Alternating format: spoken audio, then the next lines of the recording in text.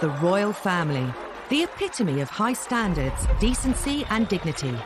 From the Queen to minor royals, the House of Windsor live under the constant glare of public scrutiny. Harry was dressed in this Nazi uniform. When that photograph was revealed and was published by the newspapers, all hell broke out. When they fall from grace, it's front-page news. The Prince of Wales was in fact in love with another woman. They exposed the whole fragile state of the marriage. Whether it's what they're saying... For Prince Philip to refer to them as having slitty eyes, I mean, that's completely unacceptable. How they're behaving. He had not enough to do. He was falling out of nightclubs, somewhat inebriated. Or who they fall in love with. He was divorced. She was a princess. The royal household were absolutely aghast. The media had an absolute field day when this relationship became public. This was a very racy royal girlfriend indeed. Royal scandals matter. The repercussions ripple through Britain. For the first time, you have a senior member of the royal family actually telling the world what is wrong with her marriage. Controversy can even cast questions over the crown itself. You think, well, why are we having a royal family if this is how they behave? Some royal scandals are beyond the palace's control, whether it's unwanted intruders. It was a huge scandal at the time, horrifying for a nation who expect their monarch to be better protected. Or troublesome in-laws. There will always be debacles with the Markles, and whenever they step into the light, they will cause another scandal.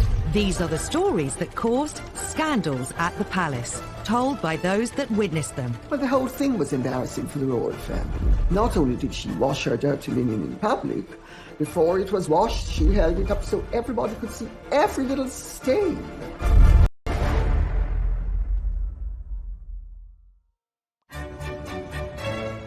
The House of Windsor, an institution at the heart of our nation. The royal family really goes to the very essence of as who we as Brits identify as and see who we are. The Queen is amazing because she's our head of state. Unlike previous royals, the Windsors rule during a media age like no other. The idea of that goldfish bowl, which the royal family live in, means that scandals are never very far away because the world is watching. However hard the royal family may try to control its image, it's almost impossible to do so when scandals erupt. And no scandal caused as much damage to the House of Windsor as the day Princess Diana decided to reveal all about the state of her royal marriage. Diana had and nurturing the relationship. She did it with several journalists. She did it with writers. She did it with me. After their fairy tale wedding in 1981, Diana became the most scrutinized woman in the world.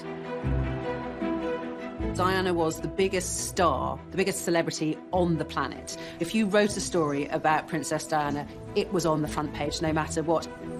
But not all the headlines were positive. Some press reports suggested that all was not well between her and Charles. Diana wanted to make sure the public heard her side of the story, even if it caused a huge scandal. In 1992, she dropped a bombshell that would rock the House of Windsor to its core. She secretly cooperated on a tell-all biography with journalist Andrew Morton. Princess Diana felt that she didn't have a voice. She was trapped inside the palace, and people didn't know her plight. She was approached by Andrew Morton through an intermediary called James Colthurst. He acted as a go-between. Andrew Morton gave him the questions. James put the questions to Diana, and she answered them in a tape recorder, and the tape was given to Andrew Morton. Colthurst made repeated clandestine visits to Kensington Palace and taped several conversations with Diana. I was working with Diana in 1992 and was completely unaware of her liaison with the go-between James Colthurst. Had I been aware of it, or had I been advised of it, at that particular time, I would have probably encouraged her not to do it. Diana's butler, Paul Burrell, was one of her closest confidants. Even he was kept in the dark until shortly before the book's publication. I remember saying to her, "Do you think it's a good idea?" And she said, "Well, it's done now. It's too late." She didn't seem to care. This was her chance to tell the world exactly what she felt. During the conversations, Diana had revealed some of her most intimate secrets. Andrew Morton knew when published they would cause a sensation. He just could not believe what he was seeing. I mean, he knew he'd struck gold, but he was brave. And, you know, he was determined to go ahead and publish. In the weeks before the book's release, rumours of its existence circulated amongst the press. During an official visit to Budapest, Diana was confronted by the Queen's press secretary, Dickie Arbiter. She categorically denied that she had given any assistance whatsoever to Andrew Morton. She had that sort of look on her face, and I knew that she was being economical with the truth. But you don't tell... The story was published in January 1992. It shocked the world, though many greeted its claims with disbelief. The motivation was to tell the truth. For once, forget the propaganda, tell the truth about what's really going on, because we do face a crisis in the House of Windsor. It's obvious to everyone. And make you a rich man. Well, if that's a corollary, then so be it. The book alleged Diana had been driven to bulimia, severe depression and self-harm. It was headline news in every newspaper, every TV channel. The fact that Diana released such personal details about her life, it was just one thing after another, what she thought of the royal family, how they treated her. It was one of the biggest scandals ever. We knew that they weren't happy, but we thought they were managing that unhappiness. Morton's book showed that they in fact led very separate lives, and that as far as Princess Diana was concerned, her husband, the Prince of Wales, was in fact in love with another woman, Camilla Parker Bowles. Royal author Lady Colin Campbell knew Princess Diana well and has also written a biography of her. The whole thing was embarrassing for the royal family. Not only did she wash her dirty linen in public, before it was washed, she held it up so everybody could see every little stain. The most shocking claim in Andrew Morton's book was that Diana threw herself down the stairs while 4 months pregnant because she was so unhappy. While many poured scorn on the claim, Paul Burrell says he remembers the incident well. I was actually at Sandringham when I heard this enormous clatter on the wooden staircase to find the princess halfway down it, faking a tumble while she was carrying Prince William. There's no way on this planet that she would put at harm her unborn baby, but she wanted attention. I think the Andrew Morton book was a cry for help. Diana and Charles's marriage was under the spotlight like never before. So too his relationship with Camilla Parker Bowles. After Diana and Charles's separation, he decided it was his turn to bear all to the media. In an ITV documentary, he admitted he'd been unfaithful during the marriage, but only after it had irretrievably broken down. Now that Charles's affair with Camilla was public knowledge, Diana was determined to use the media to hit back again, with the biggest royal interview of all time. The princess always thought that revenge was a dish best served cold. Undeterred by the scandal that would inevitably ensue, once again Diana secretly collaborated with a journalist to broadcast her side of the story. During the summer of 1995, she'd been introduced to a young man working for Panorama called Martin Bashir, and heads of the palace. Diana and Martin Bashir would go on to hold a series of secret meetings. I used to go to White City and bring him back in my car in the boot so that nobody would see him. Martin Bashir would relish the prospect of being brought into Kensington Palace in the boot, mysteriously, secretly. Diana eventually agreed to Martin Bashir's request to film an interview. But fearful Buckingham Palace would find out, she kept it a secret, even from her press secretary, Geoffrey Crawford. At the time, for her press secretary and for the Queen not to know that this explosive interview was being planned and then filmed and then broadcast without knowledge was an extraordinary breach of protocol. Paul Burrell had helped arrange Diana's meetings with Bashir, but she was obsessed with secrecy. It was a Sunday afternoon. The princess said, "You haven't seen your family this week. Why don't you go home and see your wife and children?" I thought, this is strange. I took the opportunity to go home. The coast was now clear.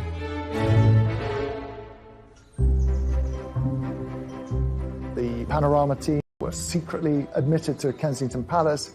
Their cameras were set up over a weekend. There was no one around. And they actually got the whole thing in the can before Diana admitted what was going on. Monday morning, I arrived back at the palace to notice all the furniture had been moved in the Prince of Wales' study. And I said to the princess, why have these chairs been moved in different directions? I had a dance class yesterday afternoon. Later that evening, she confided in me that Martin Bashir and the camera crew had been into the palace to film the interview. Oh my goodness, I said, you didn't say anything you shouldn't say, did you? She said, well, I did say a few things. Would you say that you were happily married? Very much so. But the pressure on us both as a couple with the media was phenomenal. I think the thing people remember most is her description of her marriage and the fact that there was a third party in their marriage, namely Camilla Parker Bowles, whom she made clear had been having an affair with the Prince of Wales, her husband. The princess came across as doe-eyed, vulnerable, hurt, wounded. She knew exactly what she was doing, even down to her makeup and the way she was dressed. The way she presented herself on that Panorama interview was key to winning over the hearts of the nation. It got more than 22 million viewers. You can also see why the royal household was so totally devastated by it, and they didn't even know it was happening when it was being planned. With Army officer James Hewitt. Yes, I adored him. Yes, I was in love with him. She just needed somebody to love her. Diana would make one more shocking comment about Charles's future role as king. Being Prince of Wales produces more freedom now, and being king would be a little bit more suffocating. And because I know the character, I would think that the top job, as I call it, would bring enormous limitations to him. And I don't know whether he could adapt to that. Some think Diana was driven by an ulterior motive. The thing that people objected to, not only in the royal family, but in establishment circles, was how she had tried to deprive Charles of his rights to the throne. Her agenda was, if the Queen dies and Charles is out of the line of succession, William becomes king and she can work herself into the position of being regent. I mean, the whole thing was madness. Diana's interview made headlines the world over. The House of Windsor was under scrutiny like never before. So for the first time, it's in modern royal history, you have a senior member of the royal family actually telling the world what is wrong with her marriage, what is wrong with her husband, why I'm so unhappy in this, why it's about time that I left the royal family. That was the story. It was a story that nobody really expected would happen, but it did. A scandal could bring down the monarchy. Diana almost did. She wouldn't have been proud of that. But I think the royal family are only there for as long as people want them to be there. Diana's revelations were a watershed for the House of Windsor. However, she wasn't the only royal to court publicity and cause scandal. The Queen Mother in particular was incensed that in one fell swoop, Edward had managed to set them up to be complete laughingstocks.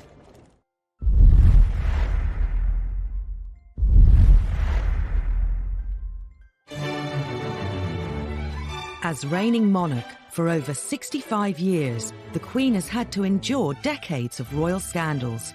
Many have involved her 4 children. The youngest, Prince Edward, and his wife Sophie, nowadays keep a low profile. He's the only one with a successful marriage of the Queen's 3 boys. He's the only one whose marriage hasn't ended in divorce, still happily married with 2 children.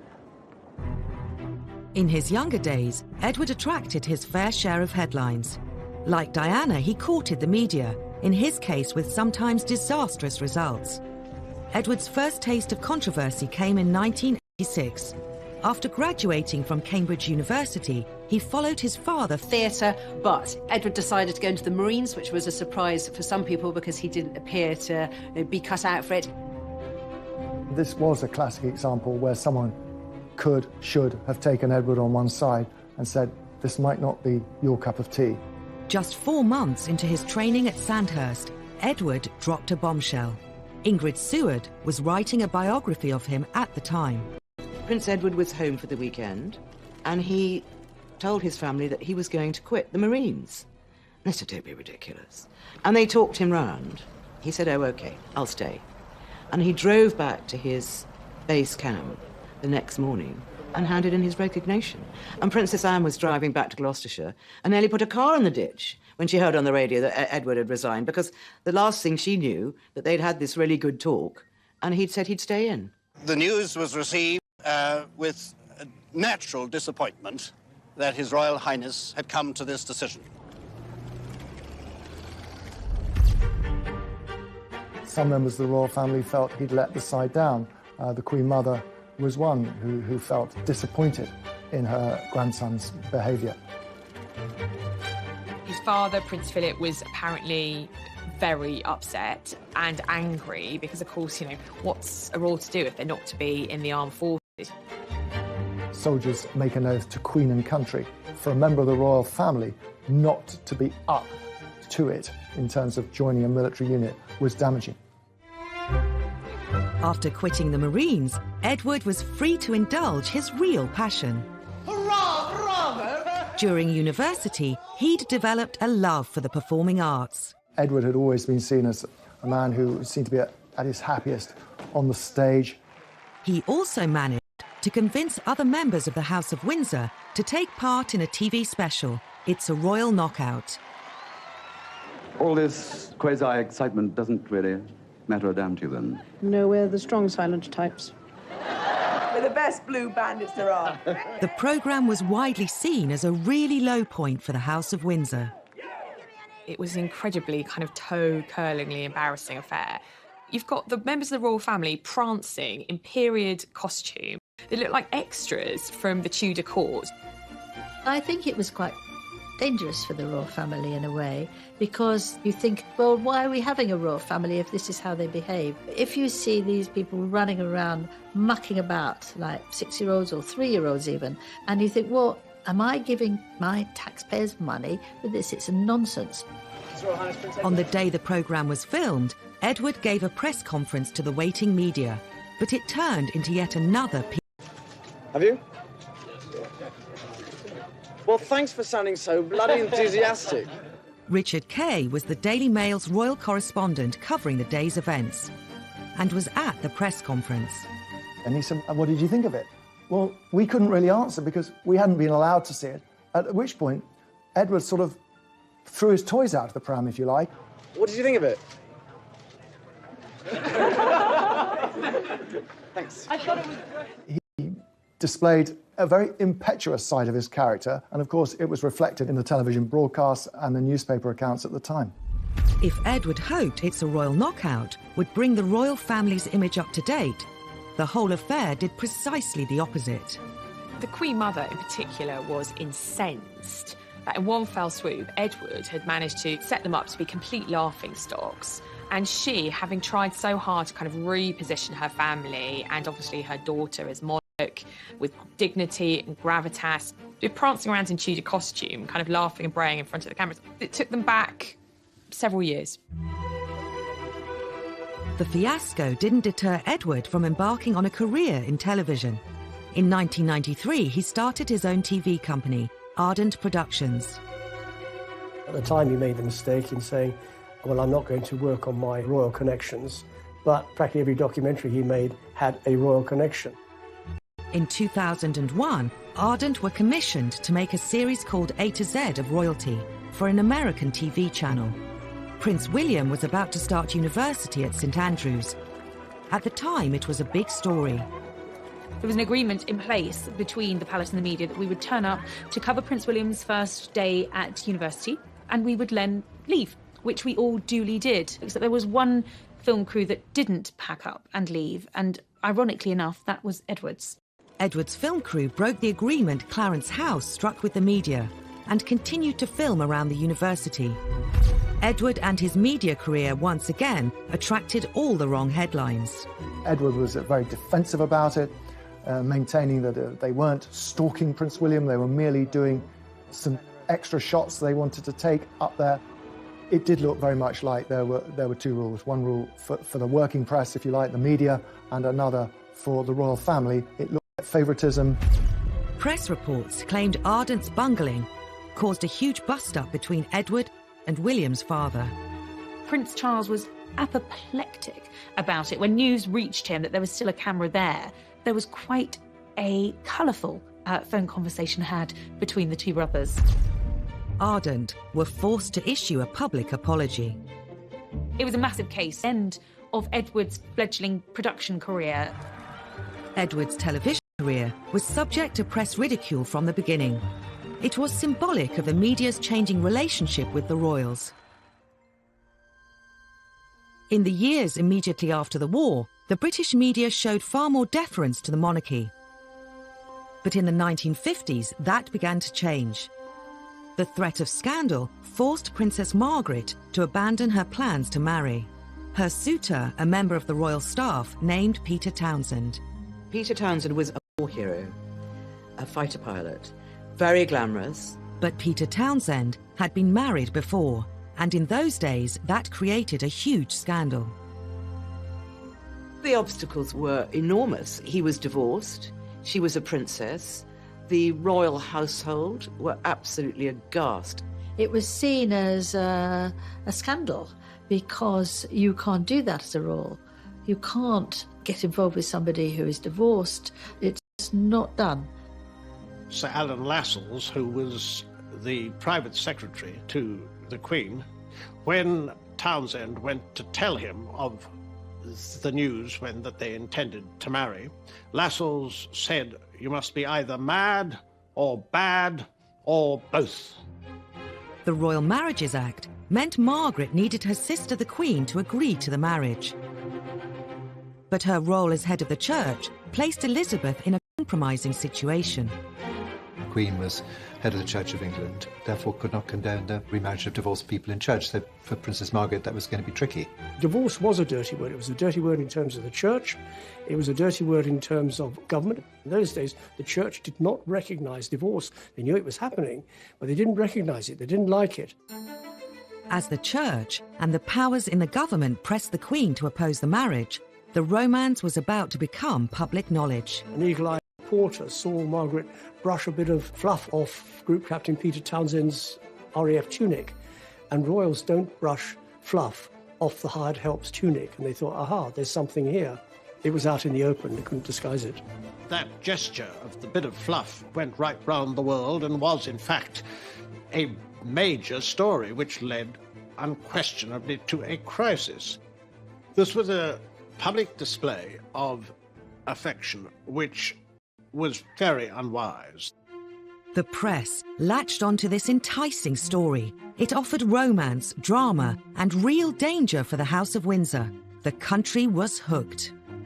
Margaret was really the first celebrity royal.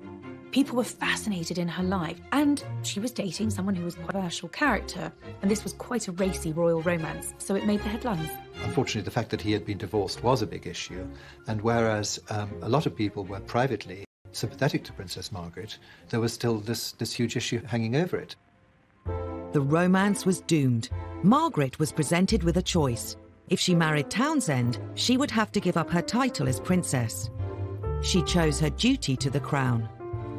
She issued a rare statement in which she said that she had decided not to marry Peter Townsend. She recognised that being Princess Margaret and given her place in line to the British throne, that actually it was a case of duty before self, and that was what she decided to do.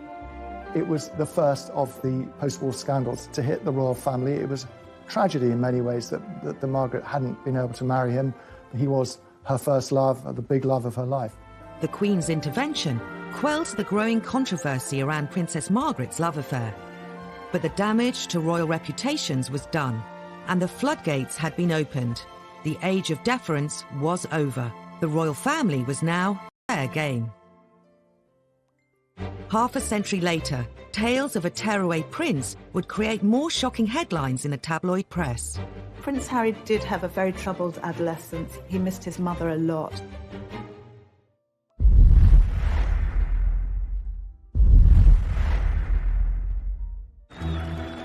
Prince Harry. He served Queen and country. He campaigns for all kinds of worthwhile causes. And He's one half of a real-life royal fairy tale. Sixth in line to the throne, these days he's undoubtedly one of the most popular members of the royal family. But a few years ago, he was no stranger to tabloid scandals. Harry's always been the one who knew he'd never be king. Didn't matter. So Harry could do exactly what Harry wanted. Harry was doing his A-levels at Eton College, but was destined to join the armed forces. The army was always his first love. I remember him as a 5- and 6-year-old strutting around Kensington Palace in army fatigues with a parachute regiment beret. But before serving in the military, Harry was grabbing the headlines. He had not enough to do. He was falling out of nightclubs, somewhat inebriated. In 2002, the antics of the 17-year-old were to make front-page news. He got involved with smoking cannabis and drinking too much, so his dad took him by the ear and took him to a rehab centre. Prince Charles was so concerned at how often his younger son was using cannabis that he insisted he visited the Featherstone Lodge Centre in South London. Prince Harry met addicts. Story caused a stir and would become a major front-page splash. The News of the World got a hold of the story and, put it to the palace, and we're going to go run with the big story about drugs. Prince Charles's spin doctor at the time, Mark Bolland, later said they decided to cooperate with the News of the World to try and present the story positively. They showed the Prince of Wales in a good light by saying as a dad he was taking his kid to the rehab centre to show the dangers of drugs and drink. And the News of the World would go along with it because then they could run the story on the drugs anyway. What youngster of that age wasn't falling out of nightclubs or pubs? It happens all the time. Even if you've got a protection officer in tow, that you are going to get up to things that maybe you shouldn't. Others in the media speculated that Harry was struggling to cope with the death of his mother at the age of 12. Prince Harry did have a very tough time after the death of his mother. He had a very troubled adolescence, very public displays of fighting with photographers and getting drunk. I think he missed his mother a lot and didn't really have a role in life. I think Harry's wild teenage years have a direct link to losing his mother.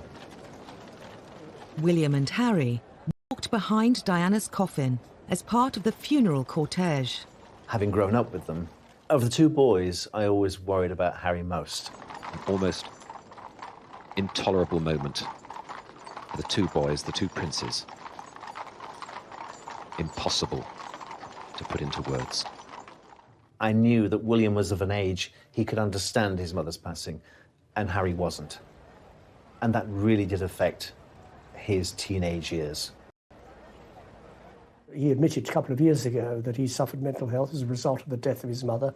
At the time, he said no 12-year-old should be asked to walk behind a coffin. But then Prince Harry's no ordinary 12-year-old. He's a prince of the United Kingdom. After the rehab story, the press became increasingly interested in Harry's personal life. This was a difficult time for Harry. When Harry and William were at school, the press had voluntarily signed this agreement with the palace that they would give the boys their privacy. That was a big deal on Fleet Street. They were prepared to do that. But of course, once they left school, all bets were off. With Harry viewed as fair game by the tabloids, the floodgates opened. It was a fancy dress party with a colonial theme. Harry, for some reason beyond most people's understanding, decided that he was going to dress up with Nazi insignia, which a guest caught and photographed and sold to the Sun.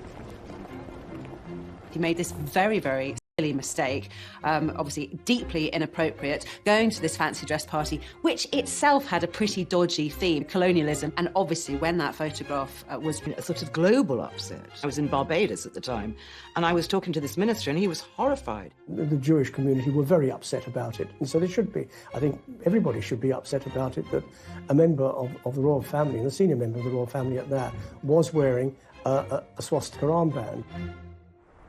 The timing was particularly bad, as it happened 2 weeks before the 60th anniversary of the liberation of Auschwitz. It was seen as trivialising something that was such an important part of world history. It was a huge scandal for the royal family. It was such an insult to so many people. But obviously Harry hadn't thought about it, and obviously William hadn't thought about it either, or else he would have said, hey, that's a really silly idea. To make matters worse, the press brought up old stories about the Nazi connections of Edward VIII, the Queen's uncle. I think Prince Harry inadvertently, by effectively a schoolboy prank, brought a lot of those feelings back to the fore. The royal family immediately apologised. I don't believe for a minute that he's got those sort of anti-Semitic tendencies. It was just thoughtless, and he really messed up. It could have affected his career in the army. He was just about to go to Sandhurst. But the military academy accepted his application. Then he got the call to the army, and that was the making of him. He excelled as a cadet. He excelled when he joined his regiment, Blues and Royals. Harry was posted to Afghanistan. He became the first member of the royal family to serve in a war zone since his uncle, Prince Andrew. He was trying to find a role for himself, and in the army, it seemed he'd found one. He'd served with great distinction. Soon before Harry was due to go on his second tour of duty in Afghanistan, he took a trip to the US. I think going to Vegas was really Harry having his last hurrah before going to war. Harry was going to the front line. In August 2012, footage emerged of Harry at a Las Vegas pool party surrounded by women in bikinis. He let off steam in a way which sort of raised eyebrows. I think that's at the very least. He probably felt no 100% guarantee that he was going to come back in one piece. He might come back in a body bag, might as well let his hair down. And then he did just that. But his send-off party left him with more than just a hangover. He was snapped naked after a game of strip billiards in his hotel suite. The scandal went global. This was front page news. Harry naked in Vegas. I'm not saying that he shouldn't have done it, but his protection team have let him down again. This was a naked boy stall, things going wrong, and on this particular occasion they didn't. The photos rapidly spread across the world. There was a strong effort by the palace to suppress the pictures, to prevent them being published in this country, and for some time that held firm. It was quite ludicrous, really, because they'd already been seen by anyone who's got a computer or a phone. They could just tap in and look at them. A few days later, those pictures of the party-loving prince made a splash in this country too. He was portrayed in the media as a foolish young man who had some life lessons to learn. In many ways, it was rather unfair. I mean, he was only doing what a lot of young men of his age do. I think at the end of the day, when the pictures started appearing, it endeared Harry to the great British public. They thought, hey, he's one of us.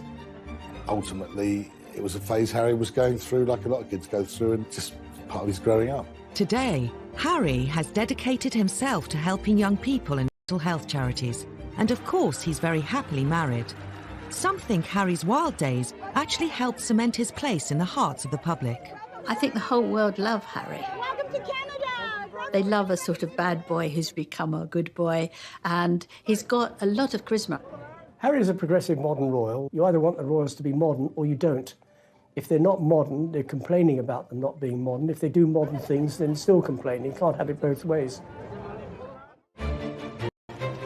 Prince Harry cares a great deal about how he's perceived. But the same couldn't be said of his grandfather.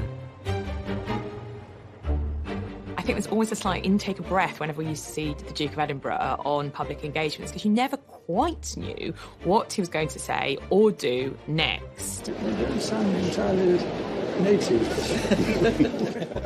He does have an extraordinary ability to put his foot in it.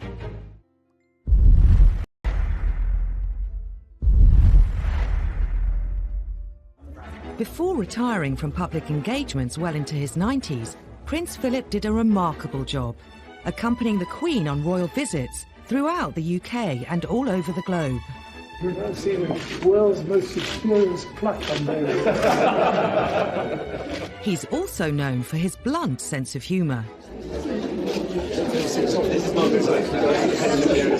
Philip would rather be known for his one-liners than for his gaffes, of course. But nevertheless, that's how many of these jokes, if that's what they are, have been interpreted by the media over the years. I mean, he does have an extraordinary ability to apparently put his foot in it. Historically, whether he's giving a speech to dignitaries, greeting world leaders, or being given a tour of a hospital, Prince Philip has been known to offend his hosts. Thank you. like intake of breath whenever we used to see the Duke of Edinburgh on public engagements, because you never quite knew what he was going to say or do next. And that's led to a string of scandals and a huge array of headlines. The Duke of Edinburgh definitely has a reputation for being gaffe-prone. Some of them are funny. Thank you very much indeed for your kind welcome and for the very nice things you said about me, and also for this excellent dinner. I can tell you that I'm prepared to grace almost anything for a meal like that. Some of them are very non-PC. Prince Philip today unveiled an award, but also at one point observed that a somewhat dilapidated fuse box looked as though it was put in by an Indian. And some of them are downright offensive. You don't sound entirely native. I just don't think he can help himself. He just says what he thinks. And I suppose in the 1920s and 1930s you could get away with that. Prince Philip is a law unto himself. I think it would take a very, very brave person to say, sir, by the way, can you just tone it down a bit? No one tells Prince Philip what to do, first and foremost. He is his own man. He says what he thinks and what he feels.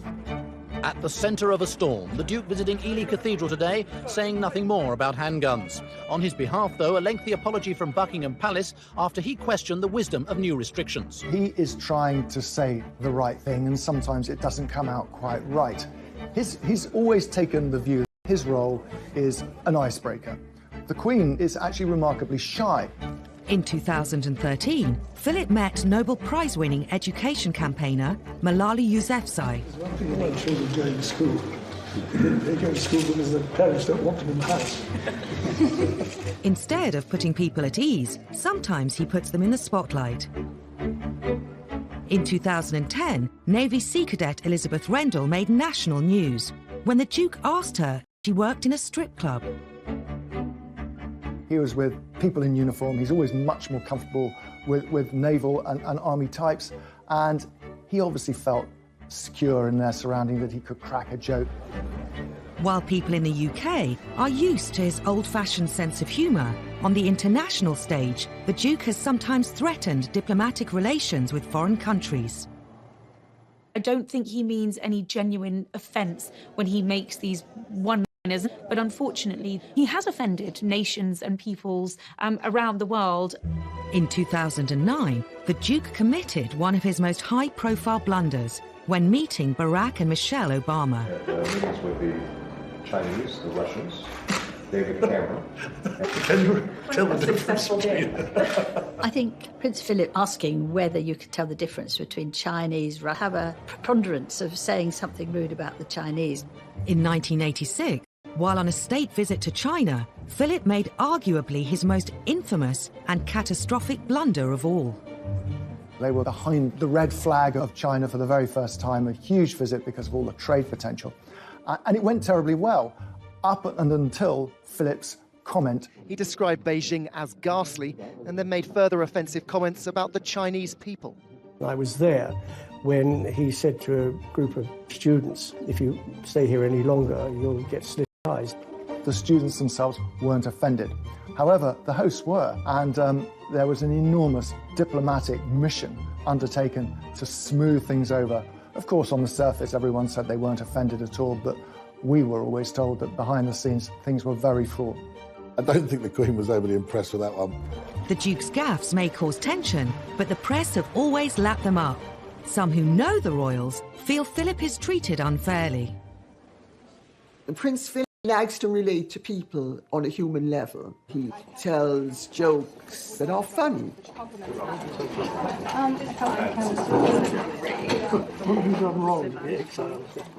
But if you hijack the joke and take it out of its context, it can be misinterpreted.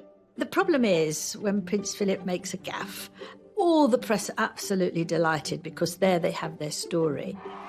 During royal tours, there's always somebody that goes off on what they call gaff watch. They follow Prince Philip to see if he says anything rude or inappropriate or racist, and he nearly always used to come up with some very funny remark. He can be a godsend to the media, but sometimes he does offend. Yeah, there's no doubt about that. There's some classics, like when he went to Australia. In 2001, the Duke was accompanying the Queen on a royal tour of Australia to help mark her Jubilee. The Duke asked Aborigines if they still threw spears at one another. It was just one of those moments where people just didn't know what to say or where to look. This comment caused such uproar and such offence that the palace was forced to release a statement to make it very clear that the Duke had made these comments with a light heart and that no offence was intended. But of course, by that point, the damage had been done. He had hugely offended his hosts. In spite of, or perhaps because of Prince Philip's infamous gaffes, he's remained very popular with the public. Well, Prince Philip is one of the most well-loved members of the royal family.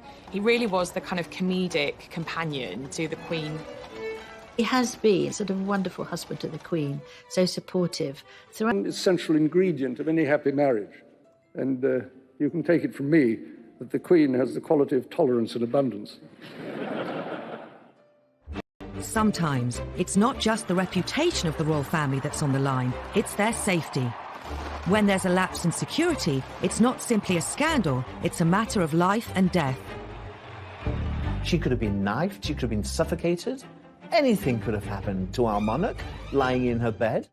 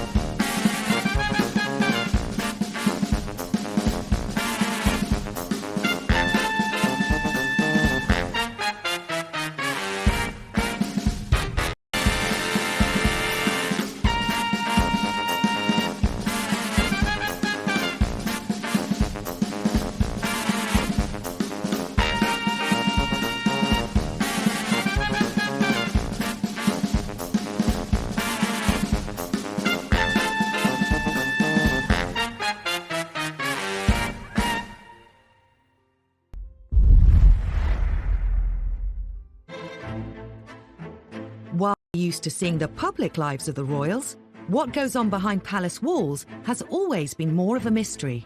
The royals have been hit by a number of scandals involving their personal security. Security scandals are scandals because... Well, if we can't keep some of the most important people in the country, the Prime Minister, members of the royal family, alive, then what hope do we have for the rest of, hoi polloi? As stories have emerged of royal security lapses, they've given us a glimpse into the private lives of our royal family. In the early 1980s, an intruder at Buckingham Palace got dangerously close to the Queen. I think in this day and age especially, the security of the Queen is of the utmost importance, and we have to ensure that we do have the best security in place and protection for her. You would think that Buckingham Palace is one of the most secure properties in the land. You're wrong. 7 a.m. on a hot July morning in 1982. 33-year-old unemployed decorator Michael Fagan was suffering from severe depression after the breakup of his marriage. He found himself outside Buckingham Palace and spotted an open window. Back in the day, the security was there, but not enough. Fagan scaled the 14-foot-high perimeter wall. After clambering up a drain pipe and through the open window, he began wandering the corridors of the palace. Within minutes, he reached the wing housing the royal apartments, including including the Queen's bedroom. He had managed to completely evade royal protection and security and get straight to the Queen. On his way in, Fagan had set off an alarm sensor, but thinking the alarm was faulty, the police silenced it. To make matters worse, the armed police officer, who should have been outside the royal bedroom, was away from his post. Fagan walked straight into the Queen's bedroom, where she was fast asleep. He could easily have killed the Queen in her bed, and that would have been it. He sat on her bed, and apparently she kept him calm by having a nice chat. Minutes later, the palace police bundled him out of the room. Her Majesty told me the story personally. I said, well, that's extraordinary. She's plus. He was gripping a broken ashtray and he was bleeding on my counterpane. All she was worried about was the bloodstain on her bedclothes. She wasn't worried about her safety at all. Anything could have happened to our monarch lying in her bed. She could have been knifed, she could have been suffocated. It was a huge scandal at the time, horrifying for a nation who expect their monarch to be better protected. The embarrassment and the scandal reverberated through the corridors of Buckingham Palace, down the Mall into Westminster. It was such a national scandal that the Home Secretary offered his resignation. The Queen said no, but he obviously felt embarrassed enough to offer it, and I think that was right. Michael Fagan wasn't charged, but did spend the next 6 months in a psychiatric hospital. The scandal meant that royal security was doubled and Her Majesty could sleep safely. 2 decades later, the royals were hit by yet another security scandal at Prince William's 21st birthday party. It seemed lessons hadn't been learned. It's impossible to believe that an imposter can get into Windsor Castle, particularly something as high profile as Prince William's 21st birthday party, and yet that's what happened. The theme of the party was out of Africa. Unbeknown to the news crews filming the build-up, they'd caught on camera the man who would be on the front pages of the tabloids the next day. And it wasn't the birthday boy. Happy birthday! Dressed as Osama bin Laden wearing a ball gown, a little-known comedian, Aaron Barshak, the self-styled comedy terrorist, was parading around Windsor's streets, pretending to be one of Will's party guests. You can see from the footage Barshak walking up Castlegate, up to the castle, all dressed up as a comedy terrorist with a big black beard and his robes. Because, of course, trying to monitor who's meant to be there and who's not meant to be there when everybody is dressed in ridiculous outfits does make it harder for the security services. However, the comedian was dressed in a pink dress and a fake beard, so he clearly didn't fit with the theme. He should have set security alarm bells going much earlier than he did. But in fact, he was able to slip in undetected. How he managed to scale the walls, how he subsequently managed to infiltrate the party. I mean, this was the stuff of almost unbelievable reports the next day. The walls of Windsor Castle successfully kept out the rebel barons in the 13th century, but they were no match for a man in a peach-coloured ball gown and a false beard. He managed to get past the police security and into the castle, which, by the way, is a pretty big place, straight into the party. I mean, that was a huge security breach.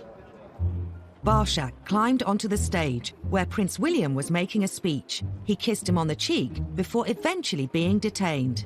He certainly shouldn't have been allowed to get anywhere near, let alone kissing distance, of William. The fact that he got on stage, no one realised anything was wrong until Prince William looked at him and said, "Who the hell are you?" It is rare for almost all senior members of the royal family to be gathered together in one place. And if Barshak had been someone with evil intent, well, you can imagine the consequences. There was a huge public outcry. David Blunkett, the Home Secretary at the time, had to make grovelling apologies on behalf of the police.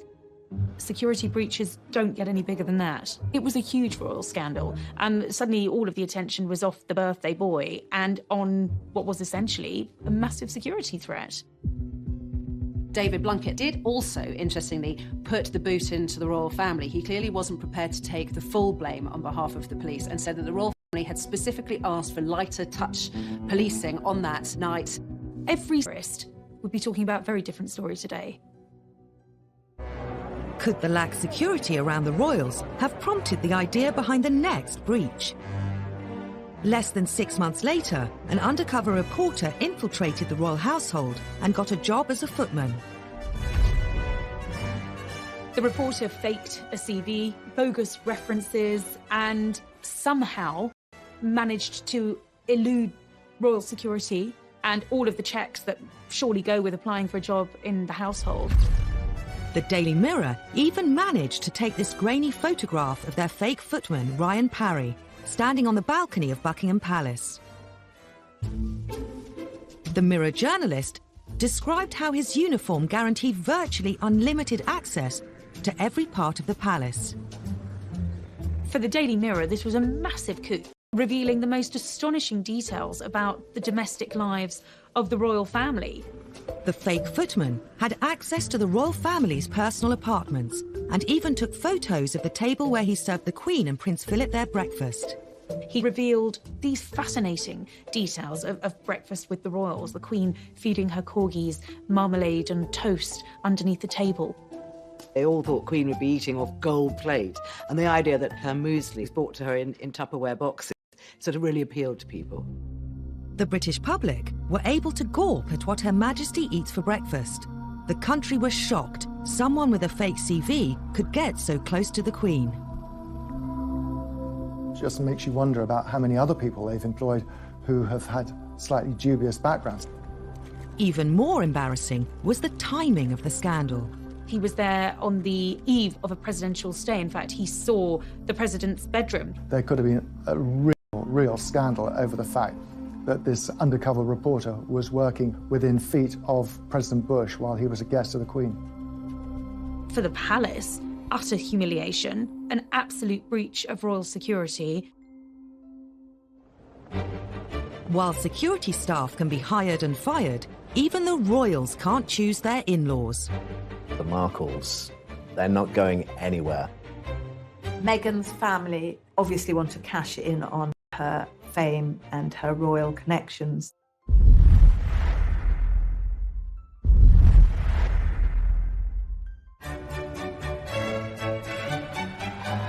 May 2018, Prince Harry married Meghan Markle in a fairy tale wedding, watched by the world. I think the wedding of Prince Harry and Meghan Markle really captured most people's imagination, and it was like a film set. I think it was an American in the royal family, and the royal wedding itself was like a giant street party. Everybody loved it. For the Windsors, a royal wedding means welcoming a new set of in-laws into the family. The royals have had a brilliant way at dealing with the in-laws. We always used to call them the outlaws because they were not hugely welcomed in. But that has changed in recent years. The royals are now much more welcoming to those whose families, of those who marry into them. But new in-laws bring their own potential for scandal beyond the control of the palace press machine. Since Meghan's engagement, her family have been a gift for the scandal-hungry tabloid press. One thing you have to understand about the Markle family is it's a rather dysfunctional family, especially from where we're sitting here. The run-up to the royal wedding was a very, very difficult time, I think, for Meghan and for Harry, and what should have been the happiest day of their lives was overshadowed by a very unhappy build-up to the wedding. Meghan's half-sister Samantha was never far from the headlines and isn't shy about sharing her opinions. Having previously labelled Meghan a social climber, she revealed she was writing a book called The Diary of Princess Pushy's Sister. Meghan and her half-sister Samantha have never been close. It is abundantly clear that Samantha Markle is deeply jealous of her. She's also been outspoken on Twitter, in one outburst branding Meghan the Duchess of Nonsense. The Markles have caused a huge amount of problems. Samantha is off the rails as far as the things that she says. In the weeks before the wedding, the scandals kept coming. Many of the Markles have been keen to cash in on their fame through their new royal connection. And no one is doing that better than Tyler Dooley, her nephew, who is growing cannabis. Quite legally, he decided that he was going to launch a brand of cannabis called Markle's Sparkle. You can't control the families they marry into, particularly if the families they're marrying into are on the other side of the world, in the United States. They are citizens of another country. They do things in a different way. Some royal observers think the problems with Meghan's family became even worse after Harry appeared on Radio 4's Today programme. Were there family traditions you had to explain to her? Oh, plenty. I think that's probably. I mean, I think we've got one of the biggest families that I know of, and every family is complex as well. So, no, look, she's done an absolutely amazing job. Just getting in there, and it's it's the family that I suppose she's never had.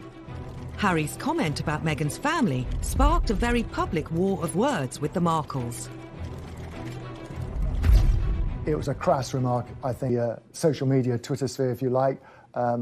Samantha Markle is very handy on social media, and she responded pretty much immediately, saying, well, wait a minute, there is a family here. We were all there when Meghan was growing up, and the palace should have intervened quickly to nip it in the bud. A simple invitation to the wedding would have solved it. But wedding invitations weren't forthcoming. I think Samantha Markle, along with the rest of the Markle family, have been hurt by being ostracised. I think by being pushed to the margins and left out of the biggest street party in our country last year really, really hurt them. Then, Meghan's half-brother Thomas Jr. decided to have his say in the press.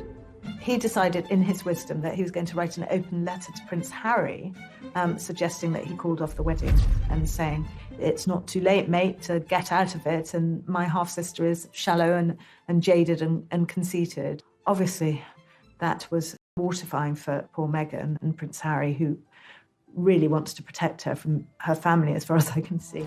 The biggest scandal of all involved Meghan's father Thomas and some faked photographs. All had seemed well when Kensington Palace announced he would be walking his daughter Meghan down the aisle.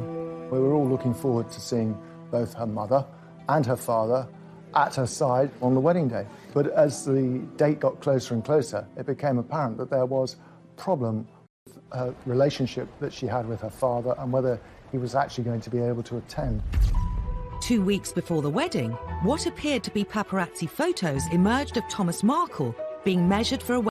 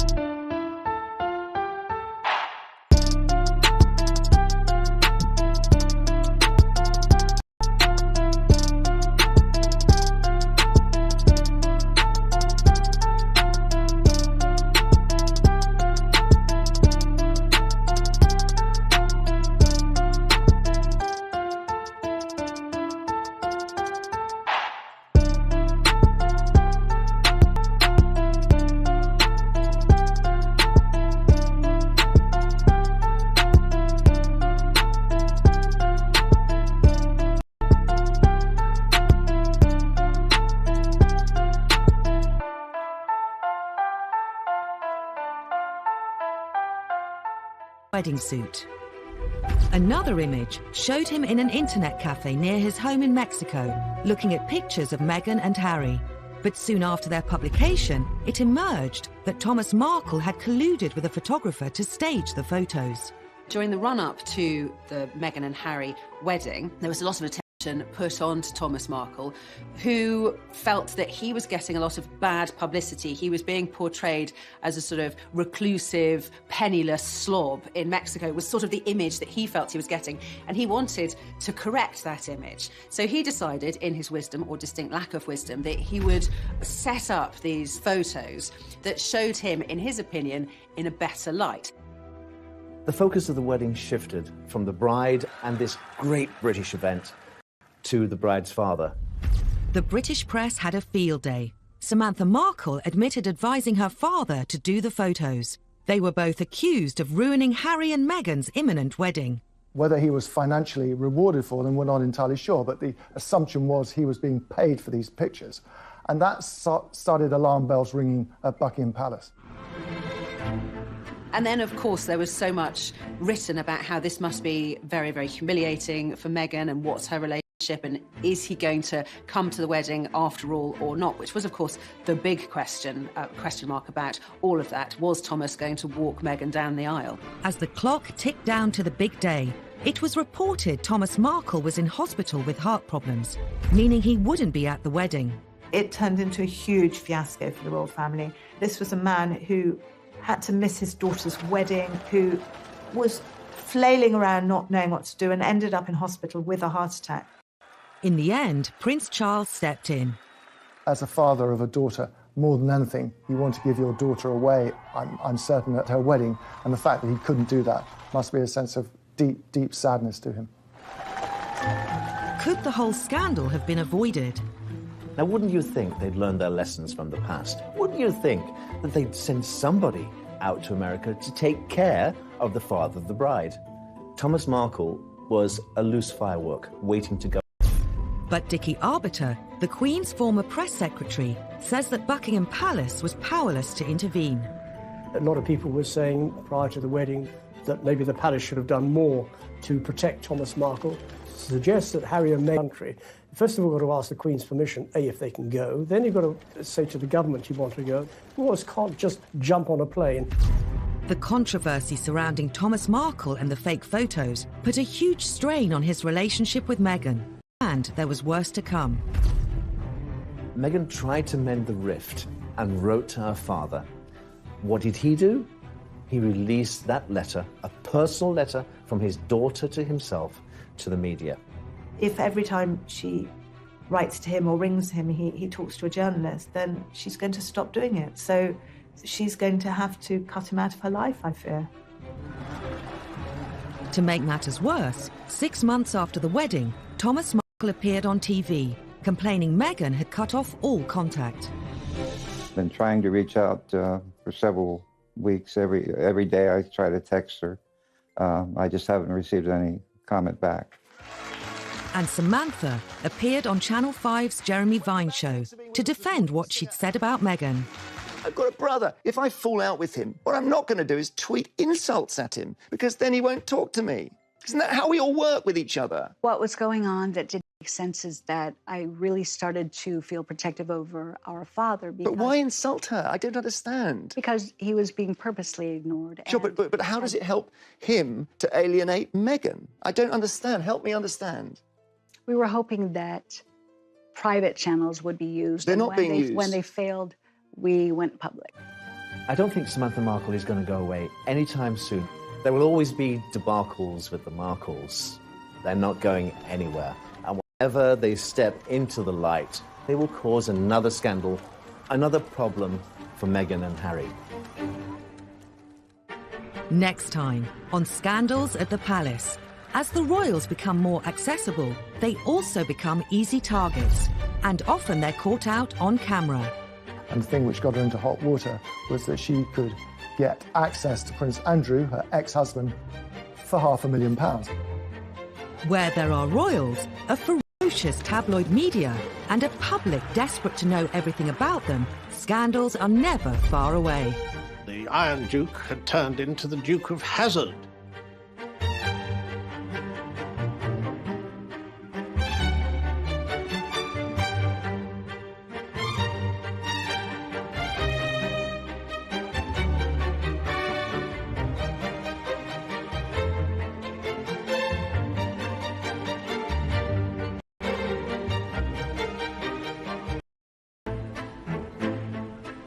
Colthurst made repeated clandestine visits to Kensington Palace and taped several conversations with Diana. I was working with Diana in 1992 and was completely unaware of her liaison with the go-between James Colthurst. Had I been aware of it, or had I been advised of it at that particular time, I would have probably encouraged her not to do it. Diana's butler, Paul Burrell, was one of her closest confidants. Even he was kept in the dark until shortly before the book's publication. I remember saying to her, do you think it's a good idea? And she said, well, it's done now. It's too late. She didn't seem to care. This was her chance to tell the world exactly what she felt. During the conversations, Diana had revealed some of her most intimate secrets. Andrew Morton knew when published they would cause a sensation. He just could not believe what he was seeing. I mean, he knew he'd struck gold, but he was brave. And, you know, he was determined to go ahead and publish. In the weeks before the book's release, rumours of its existence circulated amongst the press. During an official visit to Budapest, Diana was confronted by the Queen's press secretary, Dickie Arbiter. She categorically denied that she had given any assistance whatsoever to Andrew Morton. She had that sort of look on her face, and I knew that she was being economical with the truth. But you don't tell... The story was published in January 1992. It shocked the world, though many greeted its claims with disbelief. The motivation was to tell the truth. For once, forget the propaganda,